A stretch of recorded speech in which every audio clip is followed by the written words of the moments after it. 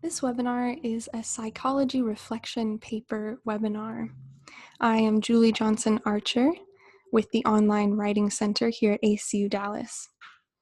This webinar will include some specific reflection assignments from the psychology program, and I'll use those as examples. But if you are joining us from another program, this webinar will also be applicable to you because a large majority of programs at ACU require reflection as a part of your academic writing. And the concepts in this webinar will help you and will be relevant across many disciplines. This webinar is also being recorded, so you have access to the slide deck after this presentation in case you'd like to download and refer back to them at any point.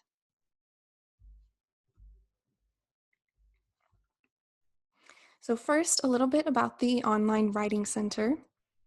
Especially if you are in one of our undergrad programs, you are likely new to the Writing Center. We have recently expanded our services to all undergrad programs in addition to our grad programs.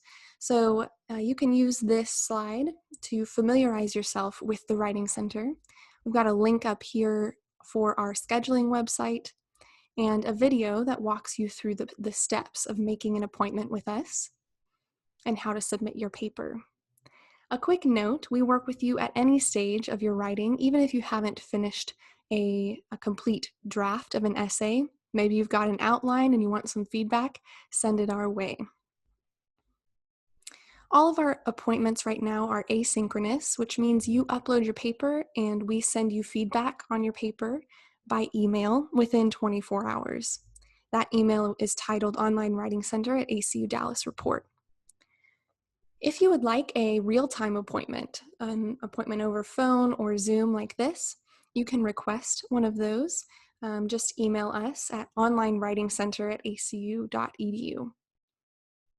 You can also access sample papers and blog posts on our website, which is linked right here. So in 3 easy steps, here is how you submit to the Writing Center. You schedule an appointment with us first at WC Online. You will get a confirmation email that you've successfully made an appointment. Second, submit your paper to that week's Canvas box. And third, wait to receive feedback within 24 hours of your appointment time.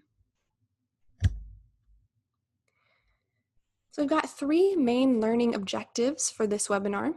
The first is reflective writing in academic contexts. You may be quite familiar with reflective writing in your life. Maybe you journal, you blog, or you just reflect in other contexts. But it may be less intuitive to do personal reflection in the context of writing for a course, where you're also asked to apply theoretical concepts and ideas from research into your own experiences. You may have already seen assignments that ask you to reflect on your own experiences and beliefs or your personality and apply what you learn about yourself to course concepts. If so, that's great. But if not, we'll go over what to expect and how you can write reflection papers with greater confidence in your courses.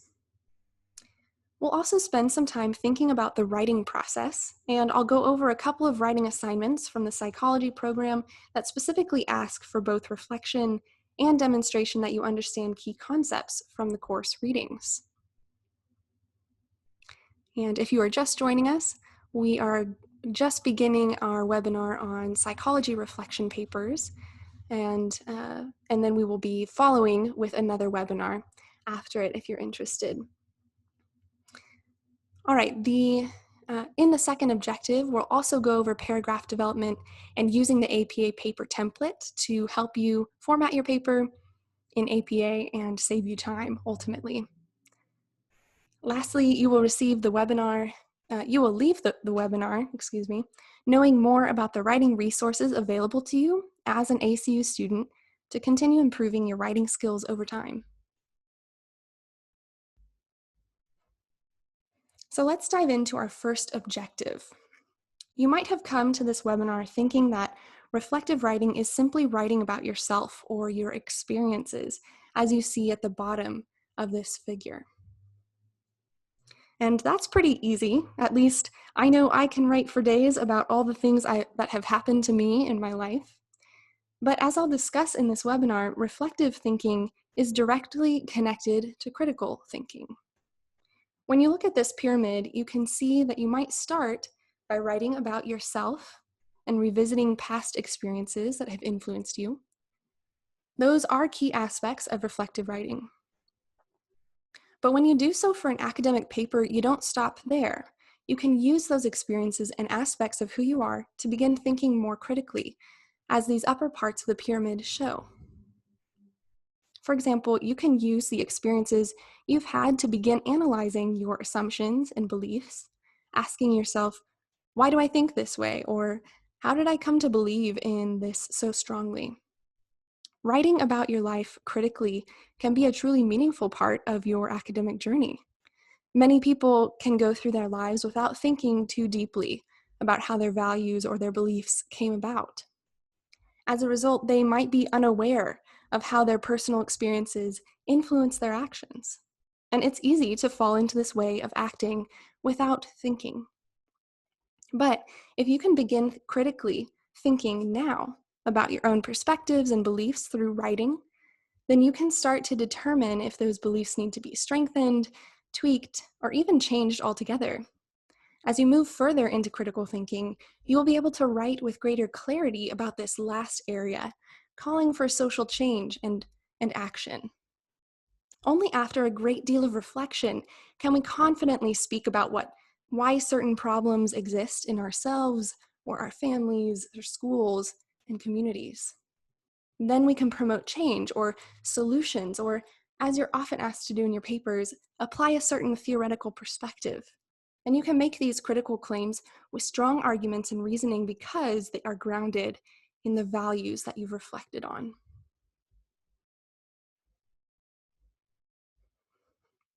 I like to think about reflective writing in the terms of this Venn diagram, because we write about ourselves, texts, and the world, and often where we make the most meaning is in the intersection, in the middle of all three of these circles. As I mentioned, it's important to think about why reflection involves critical thinking, because many programs at ACU, including the psychology program, but also including others, have a reflective component to them.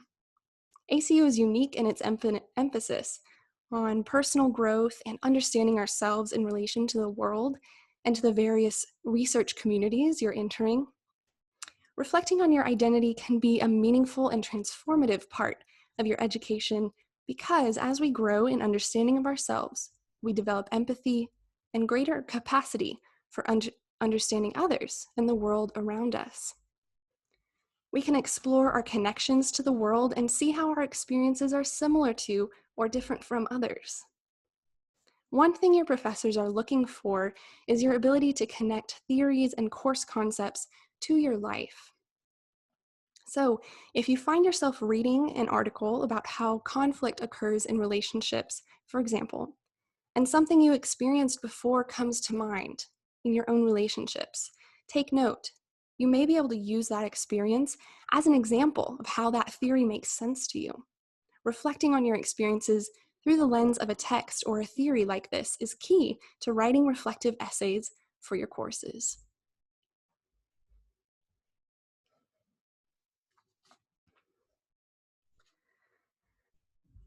One thing I would like to note at this point is that we don't learn from our experiences alone. We learn from reflection on our experiences. Writing is a tool for thinking. Some even say that writing is thinking. So when you write a reflection, here are some of the main things you should try to do. Connect ideas from readings to your life, like I just mentioned. Connect ideas from readings to your identity, your core values. Use text to analyze yourself and the world. So instead of isolating the text, the more applications and connections you can make between the things you read for class and the world around you, the better. This requires high engagement with your reading. It's definitely not passively taking in, highlighting, or underlining information. Use theories and concepts from readings as a lens to reinterpret past events. If, after reading Brené Brown's book on the power of vulnerability, you see that you have a pattern of shame and that you can overcome it with strategies of resilience, this can be really helpful as you see both yourself more clearly and write about the world through that lens. You might find that you change your mind when you do this type of reflection. I encourage you to be open to seeing things about your life from different angles because of this last point. Reflection can lead to growth and a new perspective. Remember, you want to try and write about the intersection of yourself, the texts you read, and the world around you.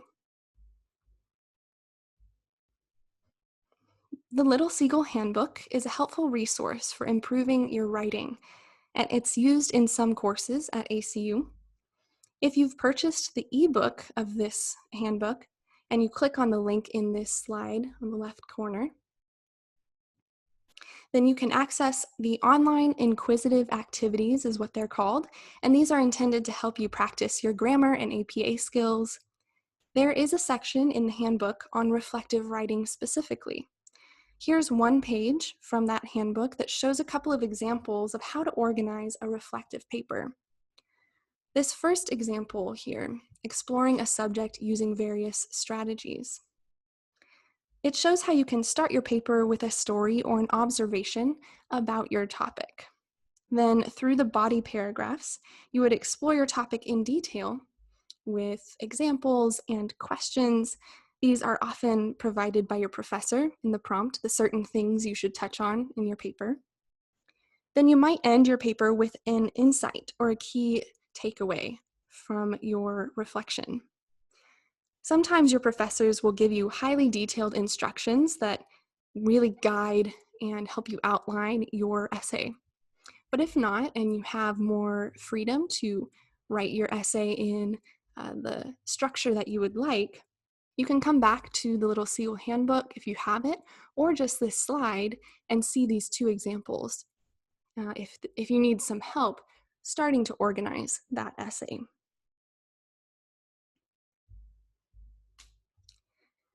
In general, here are the main components of really any essay you write, not just reflective papers.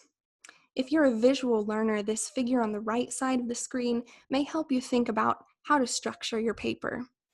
You want to start broad. Online therapy has been used as a form of therapy for the past 20 years. I'm making up this example as I go, by the way. I don't actually know when online therapy began. But I'm starting broad. And then I say online therapy has changed significantly with technology over the years. While there are different opinions about the use of online therapy, it is one of the best ways to increase access, especially during a global pandemic. Okay, so again, I started broad. Online therapy has been around a while. And notice I didn't start off too broad with something like, since the beginning of time, people have needed therapy. That's impossible to prove and way too broad of a start. But then I moved quickly to my narrow topic and my thesis. And the thesis is that main argument or idea of your paper summed up into one sentence. Online therapy is a great option during the pandemic. So once you establish your topic and you make your main idea in your intro, that top triangle that's upside down, then you have a number of body paragraphs. Sometimes that number is determined by your professor and the assignment, but other times you might get to choose how many paragraphs you write, and that's just fine. Think of each paragraph as a chance to share one key point about your main idea.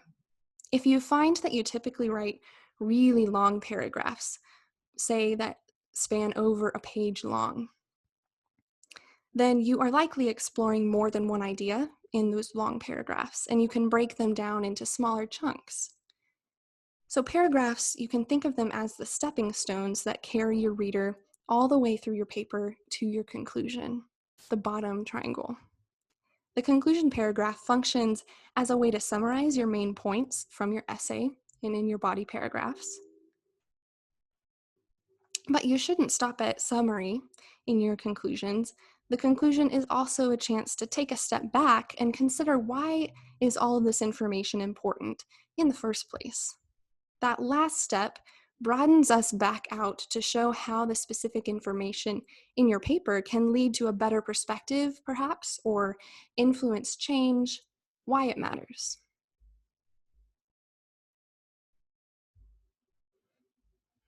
So I wanted to include this slide. It's a quick note about using APA. And APA style is the citation style that most ACU programs use. There's often this strongly held belief that academic writing cannot include personal opinions or personal reflections. But when you're asked to write about personal reflections, uh, that's kind of a different um, task, right?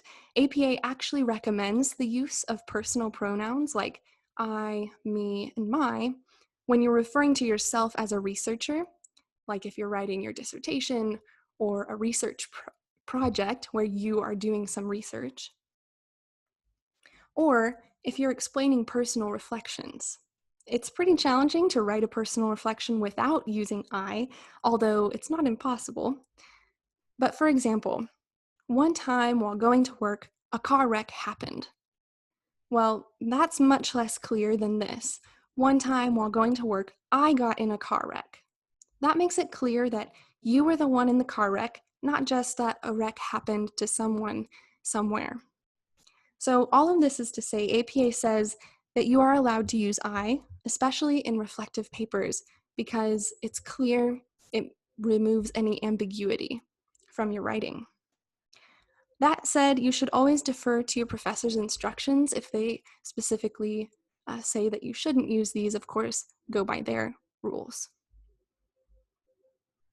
If you have any questions throughout this webinar, perhaps you are thinking of an essay you're currently working on, just type it into the chat box and I'll be happy to work through those with you. This slide also has a few other examples of when you should or shouldn't use these personal pronouns, and I'll go over them briefly. So in other types of papers, perhaps where you're asked to analyze and synthesize a few resources without really commenting on your personal experiences or reflections, it's better to omit phrases like I believe and I feel unless you need to. These phrases like I believe don't add too much to your sentences. So in that case, instead of saying something like, I feel like this article is credible, which is not that strong of a statement, simply stating this article is credible is stronger and more to the point. It's still your opinion or your perspective, but you don't have to use the word I feel because that takes away from the strength of your argument.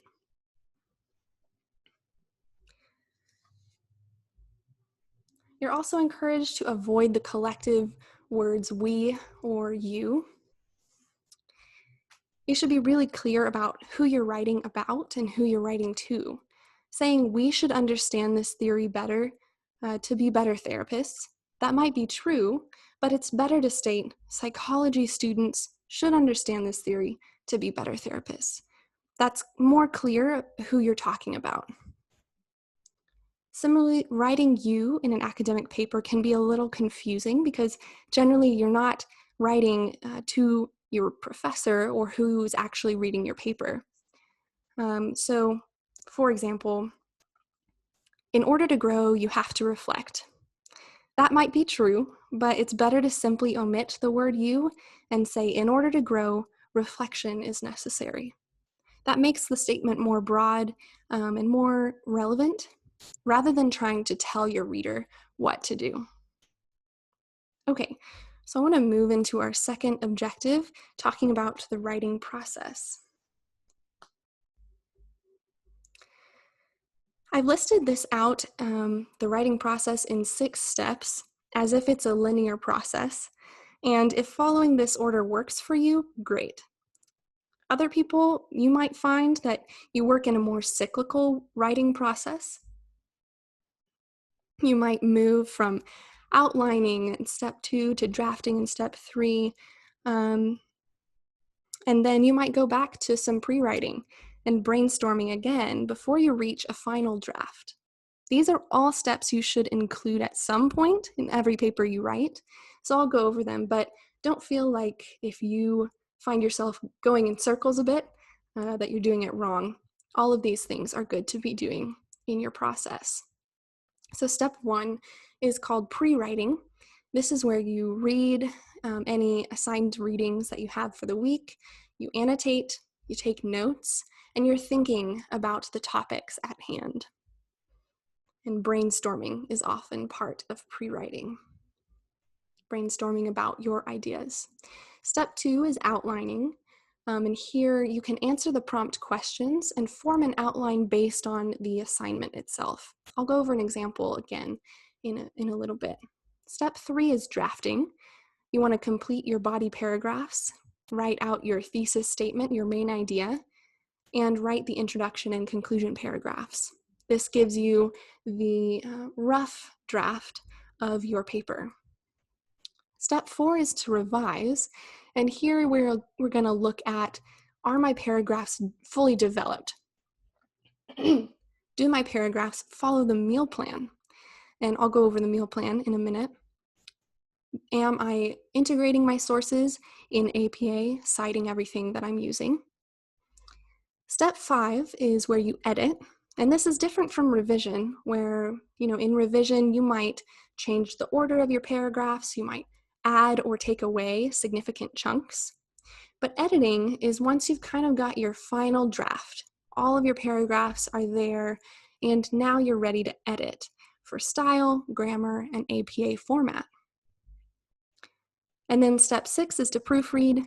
I highly encourage you to use Grammarly to help you with this last step, or especially use Word's spell check, things like that to help you catch those simple mistakes that you might have missed before you turn it in. So let's think about the writing process. Step 1, reading and annotating. Now I have an image here of a book with lots of notes in it.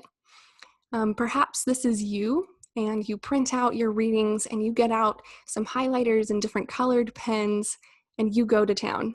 You circle words that stand out, underline things that you want to come back to, and that's great. That's actually how I like to read and annotate and take notes, is right on the page that I'm reading. But your note-taking strategies should look and be appropriate for you.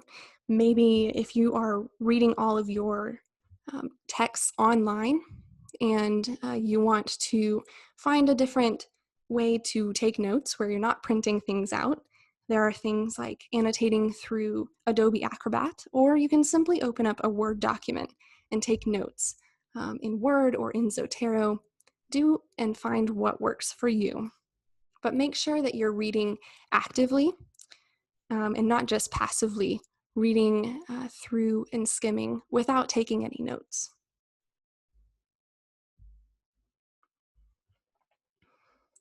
I'm going to demonstrate this process in a moment with an example assignment, so you can refer back to this slide if you need a refresher of how to create your outline based on the prompt.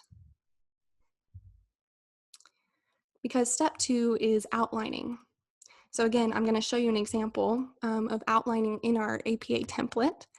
You can use bullet points or Roman numerals, whatever works for you. My main suggestion when you are outlining your papers is to cite the sources you intend to include in your paper, even in your outline. This can really help you avoid accidentally plagiarizing a source that you forgot to cite. For example, if you are copy and pasting in a quote from a reading that week, go ahead and put quotation marks around all of those words and give yourself a citation in APA. That will really help you avoid forgetting if you come back to it and you have slept since then, that, oh yes, this is not my own words, this is someone else's.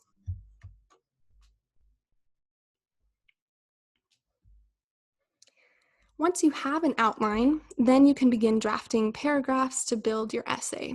I'm going to go over the meal plan in this webinar, but in a nutshell, the meal plan is a strategy that helps you see how each paragraph should have a clear main idea with evidence, and analysis that support your main idea before leading out or concluding your paragraph. So I want to go ahead and reshare my screen so I can show you an example. So you should now see my web browser, and I've pulled up a Canvas assignment. So this example comes from Psychology 120, Intro to Psychology. And this is an upcoming assignment in that class called Theories of Personality.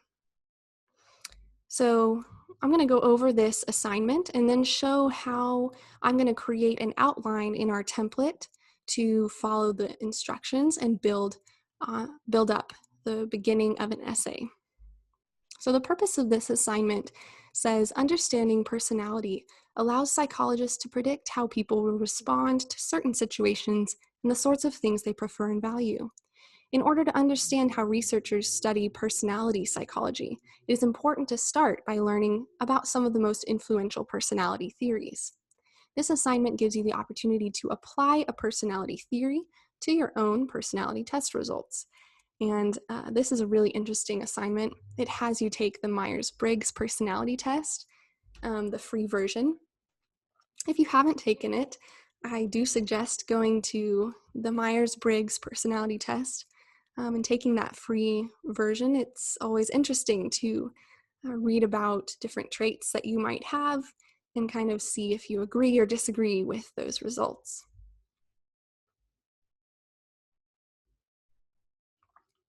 Okay, so this is a reflection paper. You got to be sure you include a few things: the theorist, the key concepts of that theory, and the theorist's explanation of personality development. All right, so that's course concepts.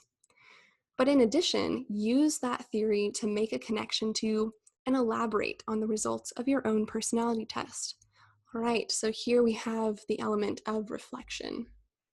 We've got some paper specs. Always take a look at the bottom of your assignment page to see the rubric as well. See what's most important, what is weighted the most, and how are you going to be graded. Okay, so I went ahead and downloaded our APA template. You can find that on our website, by the way. So if you go to the Online Writing Center's blog, you can go to Resources. It's under APA 7. I'll just show you. If this is your first time, go to APA Templates, that tab. And this first link is our course paper template. These other templates are for our doctoral programs. So you click that and download it in Word. So I went ahead and did that. Let me share my Word template with you. Okay, you should now see my Word document. This is what it looks like when you pull up our template. And if you've never worked with a template before, this is really a good tool to also learn APA if you're unfamiliar. APA 7th edition is the latest edition. So we've got everything here formatted for you, and you just fill in each thing as you go.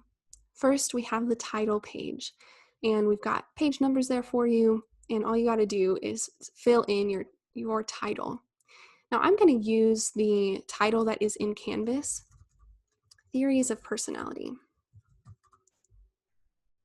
To the point. Add your name. You can leave this as it is.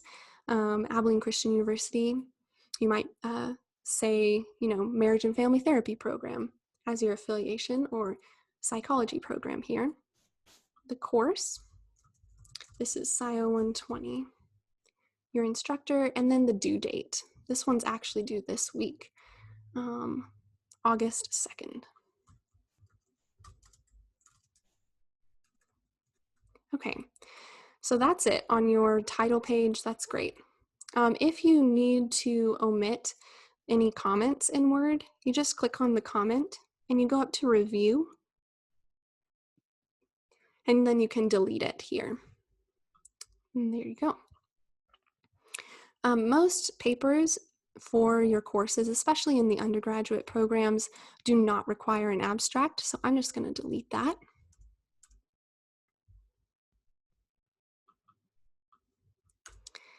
And here we've got the full title of our paper again.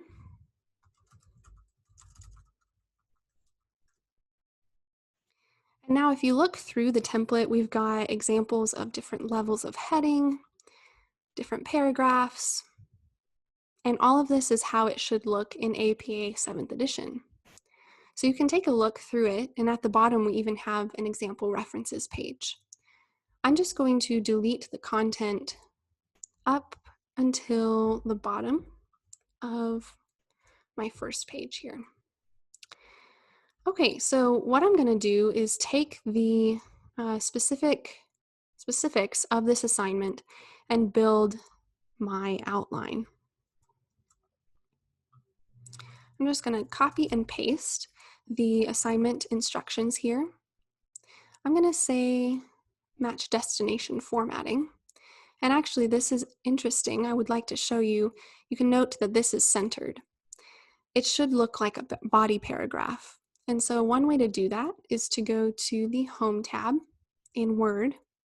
And this really only works in Word, not Google Docs or another text editor to use this template. So make sure you're in Word and open up the Styles pane.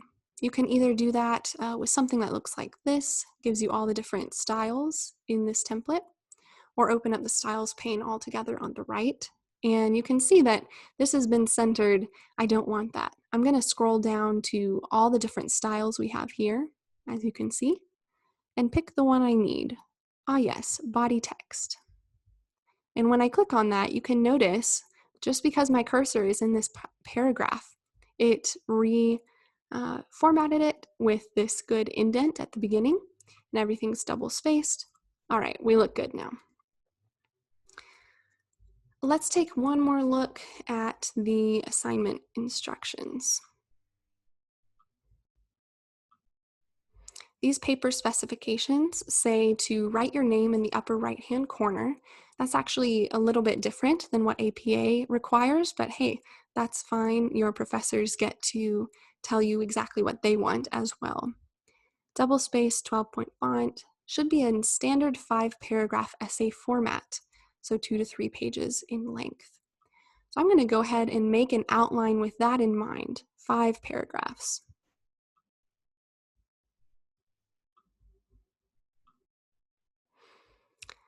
All right, so I'm just going to start on the next line. And in Word, you can do bullet points. You could also make them numbers just as easily. I'm going to make them numbers since I have a specific number of paragraphs to include. So the first paragraph should always be the introduction. And some things that you might include in the introduction are all of the things that the assignment asks you to talk about. So touch on those topics. So you might include the name of the theory. In fact, you should. The name of the theorist that you choose to focus on, and the fact that you took an assessment that you're going to analyze with this theory in mind. All right, so I'm just going to build a really quick outline, nothing fancy here. I'm going to need another paragraph that I address the theorist, the key concepts, and the theorist's example or explanation of personality development. I'm just going to copy and paste that here. Make sure I include each of these things as I'm writing. All right, the next paragraph, well, I know I need to take this Myers-Briggs test and share my assessment results. So I'm going to say my assessment results. I've taken it. I know I'm an INFJ. And so once you take that test, you'll see, oh, there are 4 components to my results. And so I'll need to at least share those components in this paragraph. but I'm also asked to go further and connect my results back to that theory that I'm discussing. So I'm going to have at least another paragraph of analysis. That might start here, and then it would need to go into another paragraph before we have our fifth and final conclusion paragraph.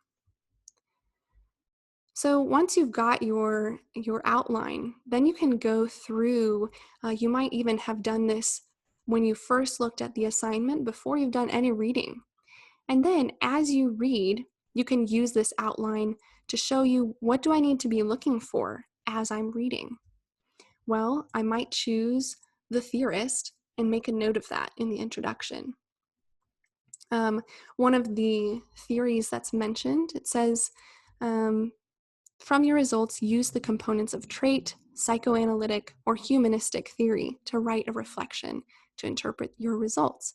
So you're going to choose, is it trait, psychoanalytic, or humanistic theory that you're most interested in writing about? Let's say you were interested in the humanistic theory, so I would write humanistic theory of personality. One of those key theorists is Maslow. You might have heard of that name through the Maslow's hierarchy of needs. I know that at least one of his writings, major writings, was written in 1954. So I'm going to go ahead and put that year there so I know that's the citation in APA. All right, so I've got some ideas going here.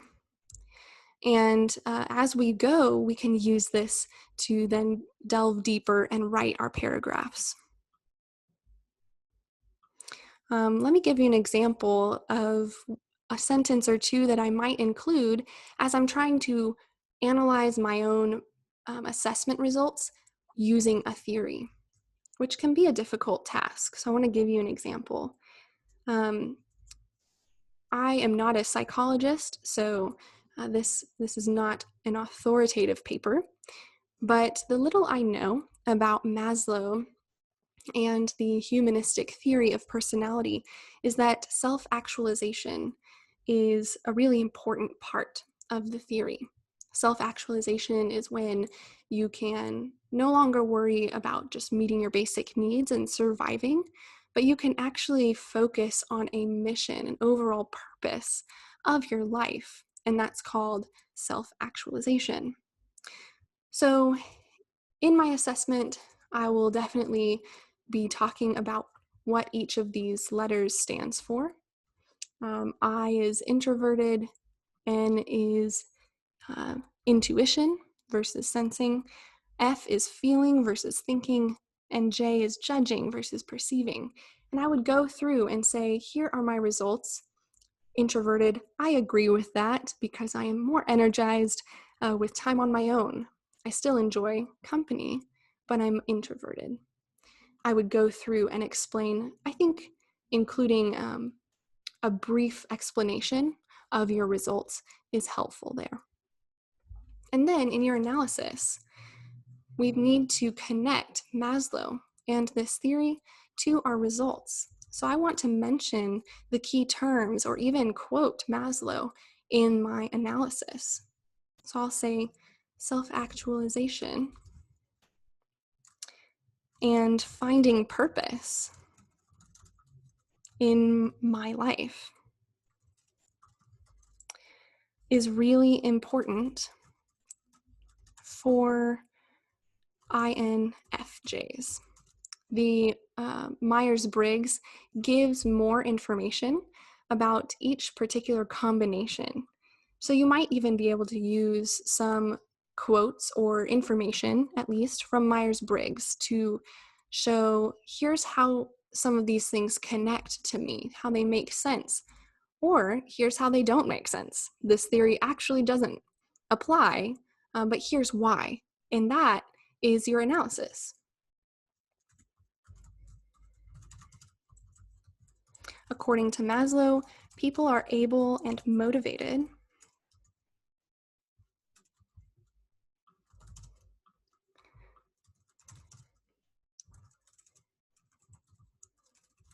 to improve and reach self-actualization. So even though, according to Myers-Briggs, I have a tendency to respond poorly to criticism,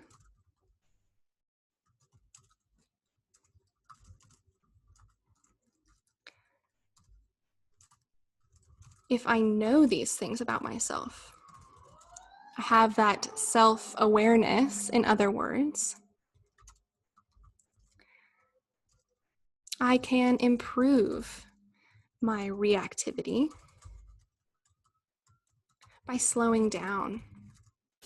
Or you could give another example of how you can apply Maslow's theory of self-actualization to your own personality type and the specifics of things that you think you can grow in or change in your own personality. So you want to definitely make sure you are incorporating the name of the theorist, the key concepts of your readings in the same sentences that you're addressing your own personality test results. Okay, so this is just one example. I wanted to show you briefly one more example.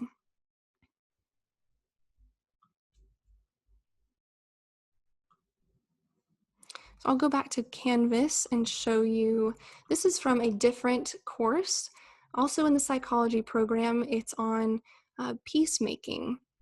And this assignment is upcoming in week 6 of this term. It's called Difficult Conversations.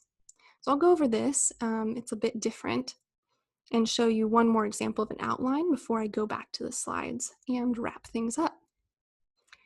So the purpose of this exercise is to give students, it says, a place to think through how they would approach a difficult conversation where blame might be an issue, and provide a foundation on how they might conduct it. Just as a rehearsal of a play prepares the actors for the upcoming performance, laying the groundwork for a more productive approach to a difficult conversation can help us create a more positive outcome.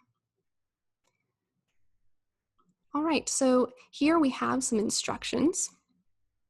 And before I even look at them, I'm going to copy and paste them into a template and have them right there. So let me share that template with you.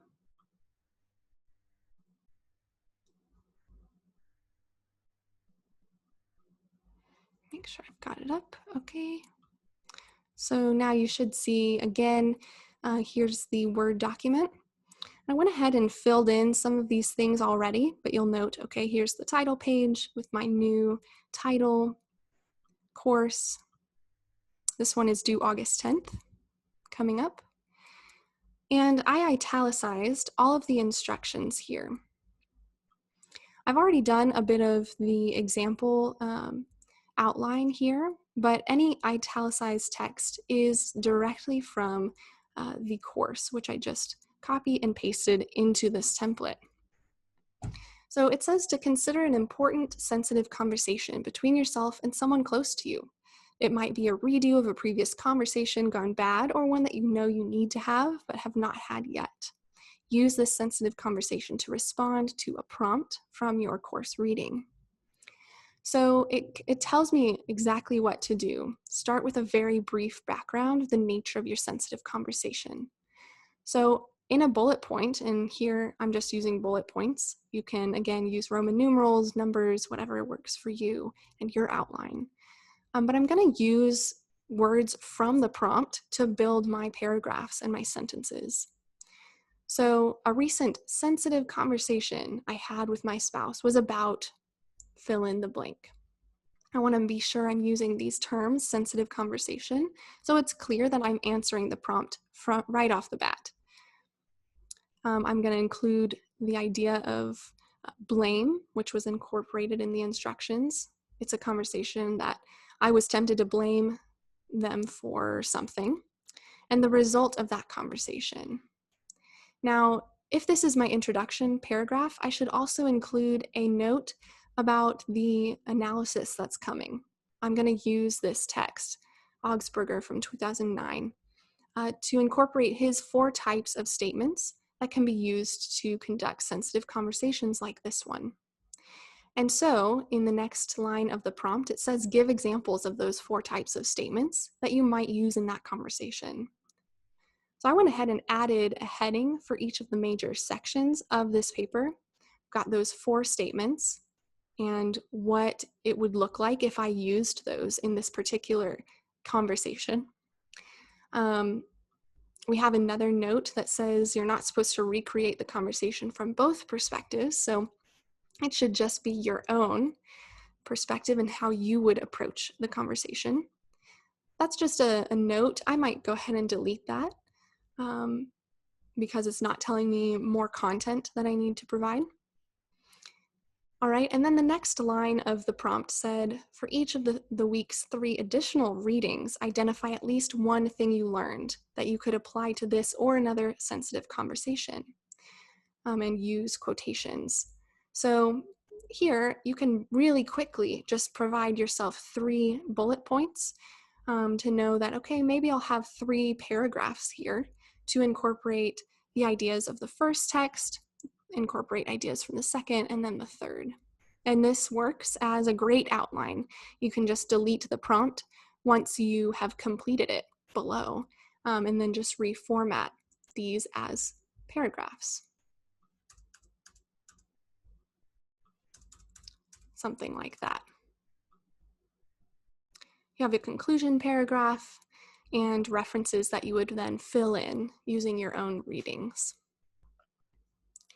So I hope this is helpful to see how you can use the prompt to directly form your outline. And these are really good assignment instructions that tell you how to both reflect on your writing and incorporate aspects of the readings. So now I'm going to go back to our slides. I'm going to briefly go through a few of these slides. I want to make sure I go over the writing resources that you have available to you before I hand it over to my colleague for our next webinar. So these next few slides give you something to refer back to, those examples. I won't go over them in detail, but you're welcome again to download these slides and use them, reading through them for more examples of what I just went through. So again, you might keep your outline open in Word, and this is a good example here. I like that they have included full quotations and citations in their outline. And you can do that as you're reading. You might end up with an outline that has way too many quotations in it and notes, but that's okay. You can always cut down and just include the most poignant or important parts. But having a full document of notes is also really helpful to return back to. You never know when you might need these quotes in even another class later. So I would encourage you to save your notes and then work either in this document with a new name or in a separate document to build your actual paper from your outline. Again, you can number them how you will, but separating your outline into distinct paragraphs is a great way to see the overall structure of your paper. And it's at this point that you can easily rearrange the order of your paragraphs if you need to consider the overall structure and flow. It's easy to do that here. As a reminder, you want to use the prompt's wording in your paragraphs. And this is a couple of examples of how to do that. That shows your professor that you are responding directly to the prompt. And if you want to learn more about the meal plan, I linked a short video explanation here. So go watch that video. It's just a few minutes long from Walden University. And I think it's really helpful as you're considering growing and developing your own paragraphs. We've got a sample paragraph from an outline that you can read through as a good example. Another one, this paragraph shows how one student really took quotes and information from the reading and applied it to her own experiences. Again, you can refer back to these slides as you need to, but again, the thesis statement is your main argument of your paper, and you want to try and avoid writing this as an announcement, using words like the purpose of my paper is, or in this example, in this paper, I will illustrate ... It's more successful to say your point more directly, like illustrating what conflict means to me, this and that helped me understand my true conflict management style. So I'm not announcing what I'm going to do, I'm just stating it. So that's a good example to come back to and read through. Some tips for writing introduction paragraphs. Tips for writing conclusion paragraphs. Those often give students trouble. And so I definitely recommend reading through these slides. And then this might be a good one to print out or just save to have that visual of how most essays should look and things that you should include in each different section. So as an ACU student, you have access to a lot of writing resources, and I want to be sure you're aware of those before we end this webinar. So here's the link to that paper template I showed you. And most papers don't require an abstract, so you can delete that part. Tutor.com is a free resource that's provided to you through ACU, and that's linked in your Canvas menu on the left-hand side. They provide paper reviews. The Online Writing Center, we've got a lot of resources here on our Writing Center website.